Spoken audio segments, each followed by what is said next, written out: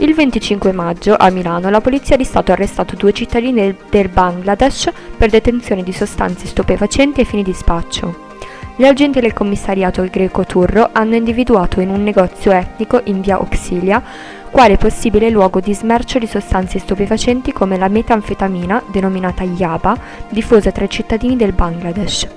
Nel corso della perquisizione, finalizzata a verificare l'eventuale presenza di sostanze stupefacenti, gli agenti hanno rinvenuto e sequestrato 2 sacchetti di marijuana da 40 grammi, bigiotteria, 2 orologi di valore da taschino e un'agenda contenente nomi e corrispettive cifre. I poliziotti hanno scovato delle bustine di plastica con 221 pillole di colore rosso, arancione e verde. All'interno di una scarpa, nel retro del negozio, inoltre, è stato trovato un pezzo di hashish del peso di 11 grammi. Gli agenti hanno trovato 1.500 euro in banconote di vario taglio nella cassa e i 2 clienti presenti al momento della perquisizione hanno riferito ai poliziotti di essere giunti al negozio, come in passato, per acquistare Yaba dal fornitore al quale hanno corrisposto la cifra di 35 euro per l'acquisto di 3 pillole e hanno anche precisato di aver consumato la sostanza più volte direttamente nel bagno del negozio. Gli agenti del commissariato Greco Turro hanno anche proceduto al sequestro dei locali.